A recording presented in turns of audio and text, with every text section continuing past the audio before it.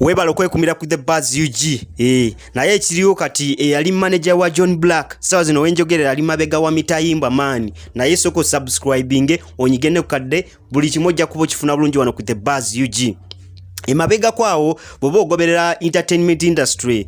John Black yavayo na separating ne management yenkadde. Olutalo lwali lw'amaanyi nga social media platforms baziwambye. John Black nagamba kanchite. Naye era engambo zaali zitambula nga ziraga nti John Black ono obuzibu bwe bwava bamukwata ne mukazi wa manager wava obuzibu obwo ndolito zonna zavaawo. Naye tetumanyi oba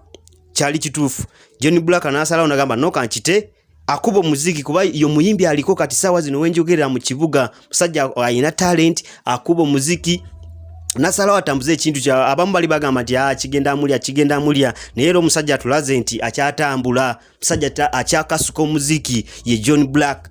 Naye kati ekiriwo omukuba promoter Varside Zeri Arua bamuyita Ali agamba nti amazaka banga nga yogera yali amazaka banga nga communicating ne Kenneth yali manager wa John Black ngono musajja Kenneth yefude John Black nga banyumya kusimu naye ono Ali agamba nti yagendo okizula luvanyuma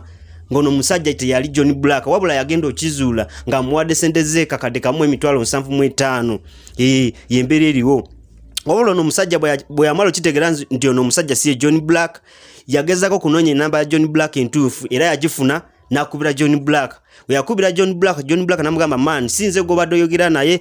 ate sinze go wade sente zo. Omusajja namugamba nti omusajja yanimbe nga manyinti yegwe ne muwa sente zange ne kisude luvanyuma. Era John Black anagamba nti man bulijjo mbadde nvaayo okuvalo naye okana ne management yange enkadde abantu mbadde mbagamba nti abantu abasinga bakozesa erinnya lyange ne bafera pa promoter ne bali sente ba promoter bulijjo ekyo kintu mbadde nkyogera ye John Black mu bigambo bye.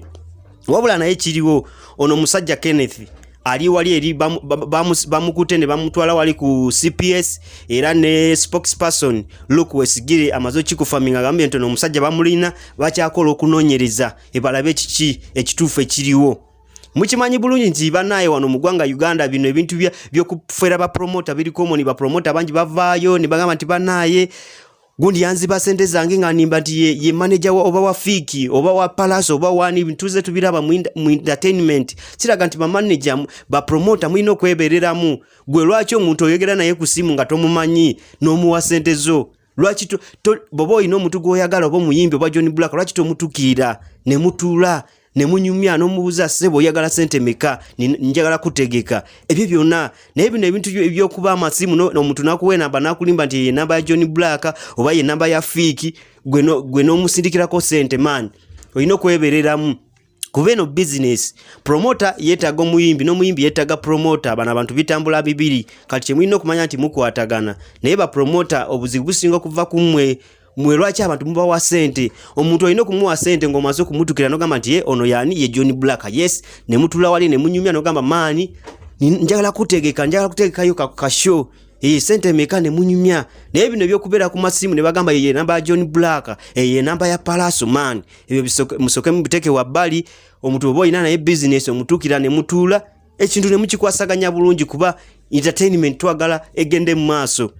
wabula kyolina okumanya nti story tukyagifollowinga tugenda kumanya kituufu kye kiriwo era kyolina okukola olina okwekumira wano ku The Buzz UG osubscribing onyigere kukadde oba olina ka business ko koyagala kulanga ffe tetulina buzibu buli kimu tukikwasaganya wano ku The Buzz UG.